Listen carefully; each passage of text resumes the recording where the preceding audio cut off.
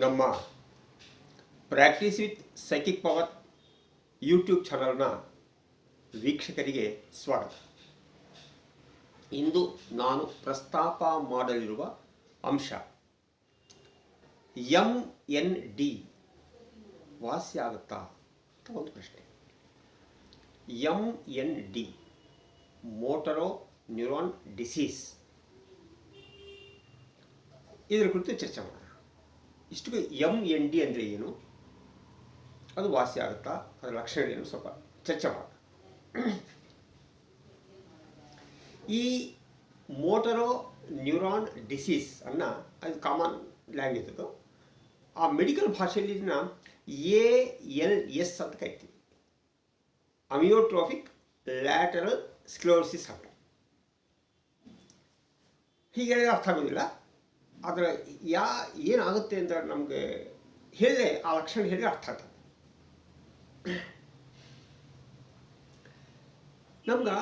ನಮಗೆ ಈ ಬ್ರೈನಲ್ಲಿ ಹಾಗೂ ಸ್ಪೈನಲ್ ಕಾರ್ಡ್ನಲ್ಲಿ ಇರ್ತಕ್ಕಂಥ ಕೆಲವು ಸೆಲ್ಸ್, ಮೋಟಾರ್ ಸೆಲ್ಸ್ ಅಂತ, ಮೋಟಾರ್ ನ್ಯೂರಾನ್ಸ್ ಅಂತ, ಸಾರಿ, ಅದ್ರ ಕೆಲಸ ಏನಂದರೆ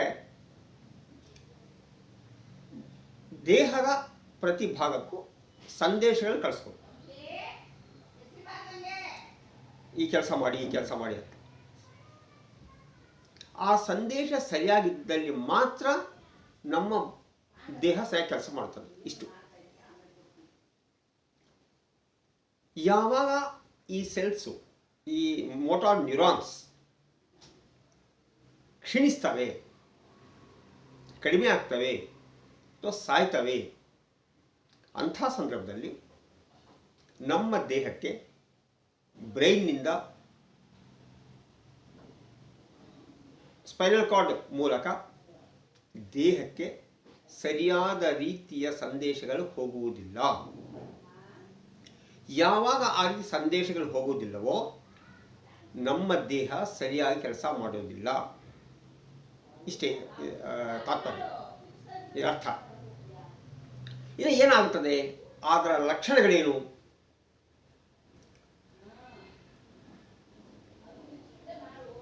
ಪ್ರಾರಂಭದ ಹಂತದಲ್ಲಿ ಕಾಲುಗಳು ವೀಕ್ ಆಗ್ತದೆ, ನಡೆಯೋಕ್ಕೆ ಕಷ್ಟ ಆಗ್ತದೆ, ಮಾತನಾಡಲಿಕ್ಕೆ ಸರಿಯಾಗಿ ಬರೋದಿಲ್ಲ, ಆಕೃತಿಯಲ್ಲಿ ಸಹ ಸ್ವಲ್ಪ ವಿಕೃತವಾಗಿ ಮಾರ್ಪಾಡಾಗ್ತದೆ ನಮ್ಮ ದೈಹಿಕ ಆಕೃತಿ,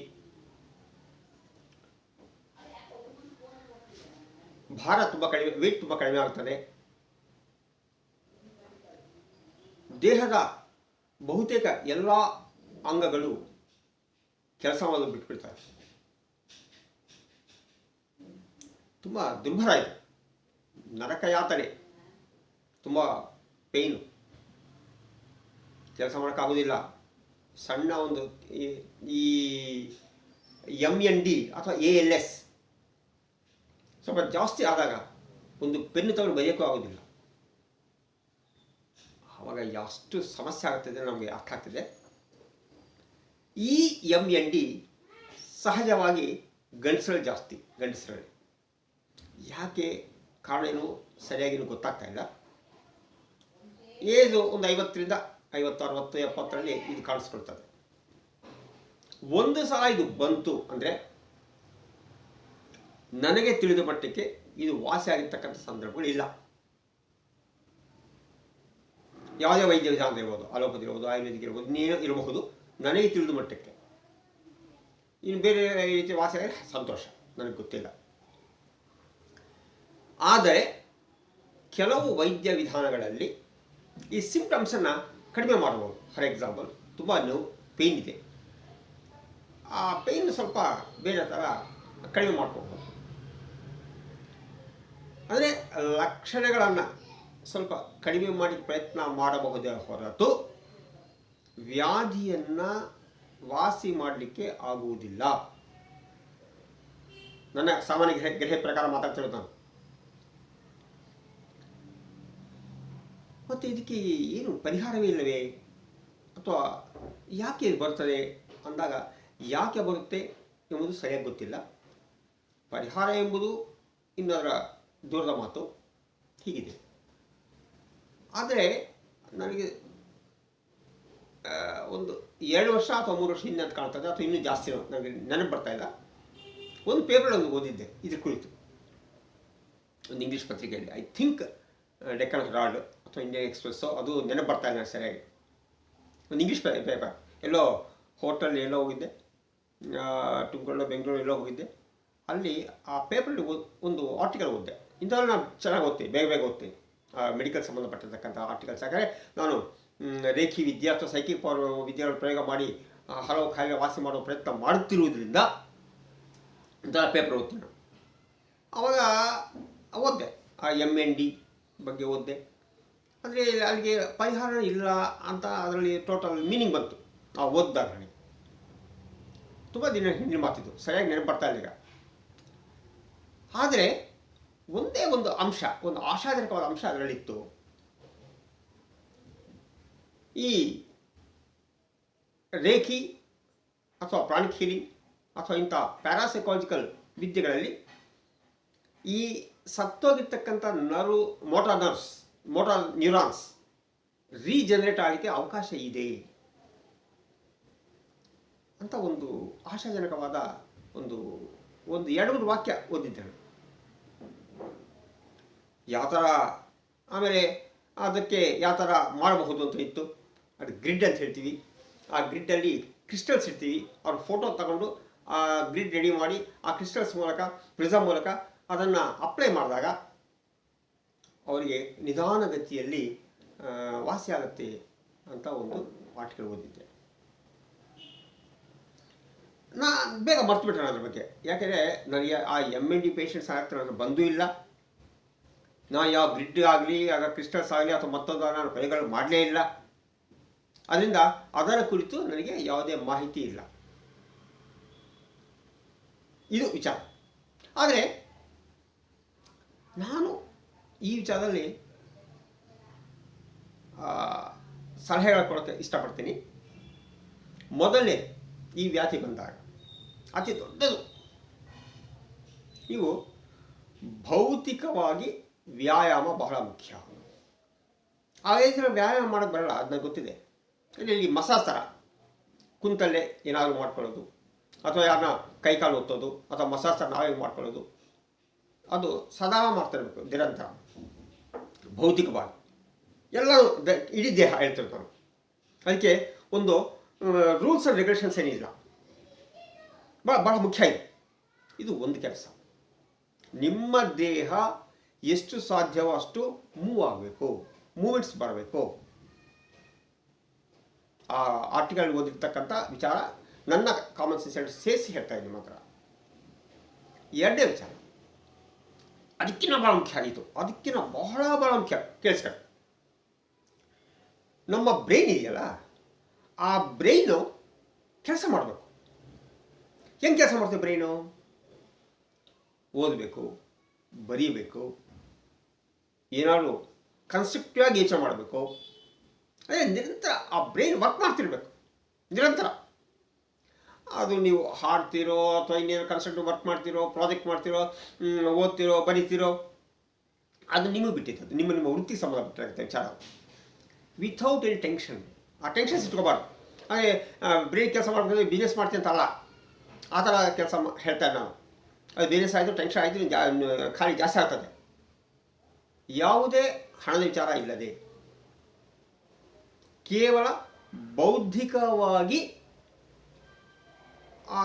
ಕೆಲಸ ಆಗಬೇಕದು. ಬೌದ್ಧಿಕವಾಗಿ ನಮ್ಮ ಬ್ರೈನ್ ಕೆಲಸ ಮಾಡಬೇಕು. We have to make the brain work. ಆ ವರ್ಕ್ ಮಾಡೋಕ್ಕೆ ಮಾಡಬೇಕು ನಾವು ಆ ಬ್ರೈನನ್ನು ನಿರಂತರ. ಆಗ ಏನು ಆ ಸೆಲ್ಸು ನ್ಯೂರಾನ್ಸ್ ಡೆತ್ ಆಗ್ತಲ್ಲ, ಆ ರೇಟ್ ಕಡಿಮೆ ಆಗ್ತದೆ. ಇದು ಭಾಳ ಮುಖ್ಯ. ಅದಕ್ಕೆ ಅವರವರ ವೃತ್ತಿಗೆ ಸಂಬಂಧಪಟ್ಟ ಸಲಹೆ ಅವ್ರು ತಗೊಳ್ತಾರೆ, ಯಾವ ಥರ ಏನು ಮಾಡಿದರೆ ನಮ್ಮ ಬ್ರೈನ್ ವರ್ಕ್ ಆಗುತ್ತೆ ಅಂತ. ನಂತರ ಮೂರನೇ ವಿಚಾರ, ಅದಕ್ಕಿಂತ ಮುಖ್ಯ ಆಯಿತು ಮೂರನೇ ವಿಚಾರ, ಮನಸ್ಸು. ಮನಸ್ಸು ನಿರಂತರ ಕೆಲಸ ಮಾಡಬೇಕು, ಉತ್ತೇಜನ ಆಗಬೇಕು, ಆಶಾಭಾವನೆ ಇರಬೇಕು. ಈ ದೇಹದ ಬಗ್ಗೆ ಮರ್ತು ಬಿಡಬೇಕು ಮನಸ್ಸು. ಆ ಆ ಥರ ಒಂದು ಮಾನಸಿಕ ಸ್ಥಿತಿ ತುಂಬ ಕಷ್ಟ. ಅದು ಪ್ರಶ್ನೆ ಬೇರೆ. ನಾನು ಹೇಳಿದ ಸುಲಭವಾಗಿ ನಾನು ಸಂತೋಷವಾಗಿರ್ತೀನಿ, ನನಗೇನು ಸಮಸ್ಯೆ ಇಲ್ಲ, ದೇಹವನ್ನು ಮರ್ತು ಬಿಡ್ತೀನಿ, ಅದು ಅಷ್ಟು ಸುಲಭ ಅಲ್ಲ. ಅದಕ್ಕೆ ಯಾವುದೋ ಒಂದು ಮೆಡಿಟೇಷನ್ ಅಂತ ಹೇಳ್ತೀವಿ, ಧ್ಯಾನನೋ, ರೇಖಿನೋ, ಹೀಲಿಂಗ್ ಪವರ್, ಹಿಪ್ನಾಟಿಸಮೋ, ಸೈಕಿಕ್ ಪವರು, ಏನೋ ಅದು ನಿಮ್ಮ ಸಂಬಂಧಪಟ್ಟಂತೆ ಅಥವಾ ನಿಮಗೆ ಅನುಕೂಲ ಆಗಿರ್ತಕ್ಕಂಥ ವಿದ್ಯೆಯನ್ನು ನೀವು ಕಲಿಬೇಕು. ಆ ವಿದ್ಯೆ ಕಲಿತಾಗ ಮನಸ್ಸಿಗೆ ಸ್ಥಿರತೆ ಬರ್ತದೆ.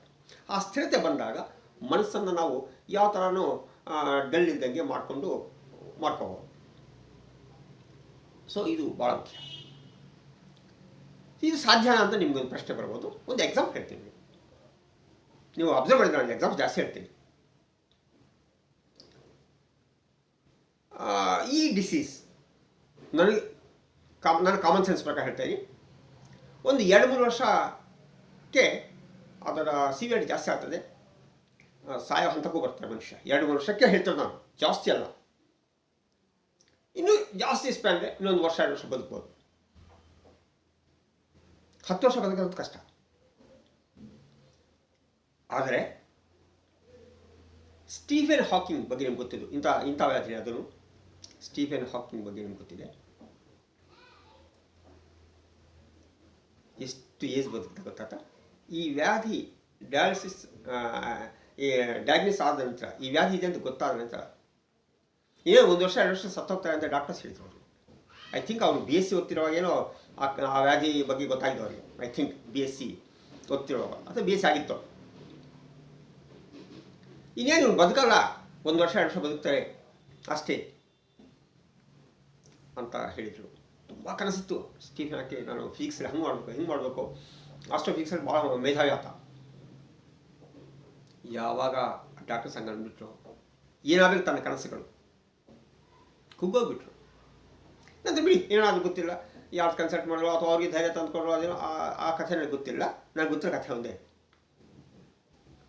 ಅಲ್ಲಿಂದ 60 ವರ್ಷ ಬದುಕಿದ್ರು, 60 years ಬದುಕಿದ್ದು. 1 ವರ್ಷ 2 ವರ್ಷಕ್ಕೆ ಸತ್ತೋಗ್ತಾನೆ ಆ ವ್ಯಕ್ತಿ ಅಂತ ಡಾಕ್ಟರ್ಸ್ ಹೇಳಿದಾಗ 60 ವರ್ಷ ಬದುಕಿದ್ರು. ದೇಹ ಇಲ್ವೇ ಇಲ್ಲ ಸ್ಟೀಫೆನ್ ಹಾಕಿಂಗ್ಗೆ. ದೇಹದಲ್ಲಿ ಯಾವ ಕೆಲಸ ಮಾಡ್ತಾ ಇಲ್ಲ. ಈ ಪ್ರಪಂಚದಲ್ಲಿ ಅತ್ಯಂತ ಅಂಗವಿಕಲ ಯಾರು ಇದ್ದರೆ ಅಲ್ಲಿ ಸ್ಟೀಫೆನ್ ಹಾಕಿಂಗ್ ಬಹುಶಃ ಮೊದಲೇ ಆಗಿರಬಹುದು. ಆದರೆ ಆತನ ಜ್ಞಾನ, ಪ್ರತಿಭೆ, ಯೋಚನೆ ಪ್ರಪಂಚವೇ ಆಳ್ಬಿಡ್ತು. ಪ್ರಪಂಚದ ಮೇಧಾವಿ ಹುಡ್ತಾರ ಅನ್ನೋ ಮಟ್ಟಕ್ಕೆ ಬೆಳೆದು ಬಿಟ್ಟ. ಜೊತೆಗೆ 60 ವರ್ಷ ಬದುಕಿದ. ನಿಮ್ಗೆ ಅರ್ಥ ಆಗ್ತಿರ್ಬೋದು ಈಗ. ಆ ಮನಸ್ಸಿಗೆ ಸಾಮರ್ಥ್ಯ ಗಟ್ಟಿಯಾಗಿದೆ, ಏನು ಬೇಕು ಮಾಡಬಹುದು. ಅದಕ್ಕೆ ಚಿಕ್ಕ ಉದಾಹರಣೆ ಹೇಳ್ತೀವಿ ಮಾತ್ರ. ಇದು ಜೀವನದ ಉದಾಹರಣೆ ಇದೆ. ಈಗ ನಿಮಗೆ ಈ ಮೂಲಕ ನಾನೇನು ಸಲಹೆ ಕೊಡ್ತಾ ಇದ್ದೀನಿ ಅಂದರೆ, ಸಲಹೆ ಕೊಡಲಿಕ್ಕೆ ಇಷ್ಟಪಡ್ತಾ ಇದ್ದೀನಿ ಅಂದರೆ, ನಿಮ್ಮ ಲೊಕೇಶನ್ಗೆ ಹತ್ತಿರ ಇರ್ತಕ್ಕಂಥ ಅನುಭವ ಇರುವಂತಹ ಒಬ್ಬ ಪ್ಯಾರಾಸೈಕಾಲಜಿಕಲ್ ಅಕಲ್ಟ್ ಗೊತ್ತಿರುವ ವ್ಯಕ್ತಿ, ಅದು ಹಿಪ್ನಾಟಿಸಮ್ ಇರ್ಬೋದು, ಸೈಕಿಕ್ ಪವರ್ ಇರ್ಬೋದು, ರೇಖೆ ಇರ್ಬೋದು, ಅಥವಾ ಇನ್ಯಾವುದೋ ಮೆಡಿಟೇಷನ್ಸ್ ಇರ್ಬೋದು, ಇನ್ನೇನಿರಬಹುದು, ಅವ್ರ ಹತ್ರ ಹೋಗಿ ಸೂಕ್ತವಾದ ಸಹಾಯ ತೆಗೆದುಕೊಳ್ಳಿ. ವೈದ್ಯ ಹತ್ರ ಹೋಗಿ, ಯಾವುದೇ ಆಯುರ್ವೇದಿಕ್ ವೈದ್ಯ ಇರ್ಬೋದು, ಅಲೋಪತಿಕ್ ವೈದ್ಯ ಇರ್ಬೋದು, ಏನು ಪೇನ್ಸ್ಗಳು, ಯು ಕ್ಯಾನ್ ಗೋ. ನನಗೆ ಅದರಲ್ಲಿ ಏನೋ ಆಕ್ಷೇಪ ಇಲ್ಲ. ಹೋಗಿ ಅವರು ಏನಾದರೂ ನಿಮಗೆ ಆ ಸಿಂಪ್ಟಮ್ಸ್ ಕಡಿಮೆ ಮಾಡಲಿಕ್ಕೆ ಏನಾದರೂ ಒಂದು ಅವರ ವೈದ್ಯ ವಿಧಾನದಲ್ಲಿ ಏನೋ ಮಾರ್ಕ್ ಹೇಳ್ಕೊಡ್ತಾರೆ, ಸಂತೋಷ, ಹ್ಯಾಪಿ. ಜೊತೆಗೆ ಅವರೇನು ಡಾಕ್ಟರ್ಸೇ ನೀವು ಓದಬೇಡಪ್ಪ, ನೀವು ಬರಿಬೇಡ್ತ ಹೇಳಲ್ಲ, ಅಪ್ಪ ನೀವು ಧ್ಯಾನ ಮಾಡಬೇಡ ಅಂತ ಹೇಳೋಕ್ಕಲ್ಲ, ಅದು ಈಗ ಮಸಾಜ್ ಮಾಡ್ಕೊಳ್ತೇವೆ ಏನು ಬೇಡ ಅಂತ ಡಾಕ್ಟರ್ಸ್ ಏನು ಹೇಳಲ್ಲ. ಅಂದರೆ ನಾನು ಯಾವ ಡಾಕ್ಟರ್ ಹತ್ರ ನೀವು ಹೋಗ್ಬೇಡ ಅಂತ ಹೇಳ್ತಾ ಇಲ್ಲ. ಯು ಪ್ಲೀಸ್ ಈ ಕಲ್ಕೊ, ಅದರಲ್ಲೇ ಇಲ್ಲ. ಆದರೆ ಜೊತೆಗೆ ಈ 3 ಫಿಸಿಕಲ್ ಎಕ್ಸಸೈಸ್ ಅಂದರೆ ಮಸಾಜ್ ಥರ ಆ ಬ್ರೈನ್ ವರ್ಕ್ ಮಾಡೋ ರೀತಿಯಲ್ಲಿ 2ನೇದು, 3ನೇದು ಮಾನಸಿಕನ್ನ ಆ ಸ್ಥೈರ್ಯ ತುಂಬುವಂಥ ವಿದ್ಯೆಯನ್ನು ಕಲಿಯೋದು. ಈ 3 ನೀವು ಮಾಡಿ ಆ ಲೈಫ್ ಸ್ಪ್ಯಾನ್ ಜಾಸ್ತಿ ಆಗ್ತದೆ. ಇದು ಸತ್ಯ, ಇದರಲ್ಲಿ ಯಾವುದೇ ಅನುಮಾನ ಇಲ್ಲ. ಈಗ ಈ ವಿಡಿಯೋದಲ್ಲಿ ಒಂದು ಕೊನೆ ಪಾಯಿಂಟ್ ಹೇಳ್ತಿರೋದೆ, ಅಂತಹ ವ್ಯಕ್ತಿಗಳು ಈ ಸೈಕಿಕ್ ಪವರ್ ಮೂಲಕ, ಈ ವಿದ್ಯೆ ಮೂಲಕ, ಪ್ರಾಕ್ಟೀಸ್ ಸೈಕಿಕ್ ಪವರ್ ಮೂಲಕ ಸಾಕಷ್ಟು ಪ್ರಯೋಜನ ಪಡೆಯಬಹುದು. ಏನೋ ಕೇಳ್ಬೋದು ಸರ್, ಈ ಸೈಕಿಕ್ ಪವರಲ್ಲಿ ಏನು ಈ ಜೀನ್ಸ್ ಆ ಸೆಲ್ಸು ಜನರೇಟ್ ಆಗ್ತಾವ ಅಂತ ಯಾರು ಕೇಳಬಹುದು. ಹಾಕಬಹುದು, ಯಾಕಂದರೆ ಸೈಕಿಕ್ ಪವರ್ ಅಂದರೆ ಏನು? ಆ ನಮ್ಮ ದೇಹಕ್ಕೆ ಏನು ಬೇಕಾಗೋದು ಕೊಡುವಂತಹ ಒಂದು ಅಂಶ. ಸೊ ಇದು ಕೊಡ್ಬೋದೇನು? ಯಾಕೆ ಚಾನ್ಸ್ ಯಾಕೆ ತಗೊಳ್ತೀರಾ? ಟ್ರೈ ಮಾಡಿ, ತಪ್ಪೇನಿದೆ. ಯಾಕಂದರೆ ಎಷ್ಟೋ ಕಾಯಿಲೆಗಳು ನಮಗೆ ಡಯಾಗ್ನೋಸಿಸ್ ಮಾಡೋಕ್ಕೆ ಬರೋದಿಲ್ಲ, ಎಷ್ಟೋ ಕಾಯಿಲೆಗಳಿಗೆ ಕಾರಣ ಗೊತ್ತಿಲ್ಲ, ಎಷ್ಟೋ ಕಾಯಿಲೆಗಳು ನಾವು ಹೆಂಗೆ ಅಪ್ಲೈ ಮಾಡೋಕ್ಕೆ ಗೊತ್ತಿಲ್ಲ, ವಾಸಿ ಆಗ್ತಾ ಇಲ್ವಾ? ಈ ಸೈಕಿಕ್ ಪವರ್ ಮೂಲಕ ಅಥವಾ ರೇಖೆ ಮೂಲಕ ವಾಸಿ ಆಗ್ತಿದ್ದಾವಲ್ಲ. ಸೊ ಇದು ಸಹ ನನ್ನ ಯಾಕೆ ಸರಿಯಾಗಿ ಯಾರು ಬಂದಿಲ್ಲ, ಅದಕ್ಕೆ ನಾನು ಸರಿಯಾದ ರೀತಿಯಲ್ಲಿ ನಿಮಗೆ ಹಿಂಗೆ ಮಾಡಬೇಕಂತ ಹೇಳ್ತಾ ಇಲ್ಲ. ಆದರೆ ಸೈಕಿಕ್ ಪವರ್ ಮೂಲಕ ಸತ್ತೋಗಿ motor cells regenerate, motor neurons regenerate ಆಗಲ್ಲ ಅಂತ ಏನೂ ಇಲ್ಲ, ಆಗಲೂಬಹುದು. They are chances. ಆದ್ದರಿಂದ ಇಂತಹ ಒಂದು ಅದ್ಭುತವಾದ ವಿದ್ಯೆಯನ್ನು ಕಲಿಯಲಿಕ್ಕೆ ಇಷ್ಟ ಪಡುವವರು, ದೀರ್ಘಕಾಲಿಕ ವ್ಯಾಧಿಗಳಿಂದ ನರಳುತ್ತಿದ್ದು ಪರಿಹಾರಕ್ಕಾಗಿ ಹುಡುಕುತ್ತಿರುವವರು ನನ್ನನ್ನು ಸಂಪರ್ಕಿಸಬಹುದು. ಈ ವಿಡಿಯೋ ನಿಮಗೆ ಇಷ್ಟವಾಗಿದ್ದಲ್ಲಿ ಲೈಕ್ ಮಾಡಿ, ಶೇರ್ ಮಾಡಿ, ಸಬ್ಸ್ಕ್ರೈಬ್ ಮಾಡಿ. ನೀವು ಈ ವಿದ್ಯೆಯನ್ನು ಪ್ರಪಂಚ ವ್ಯಾಪ್ತಿ ಹರಡಲಿಕ್ಕೆ ಸಹಕಾರ ಮಾಡಿ. ವಂದನೆಗಳು.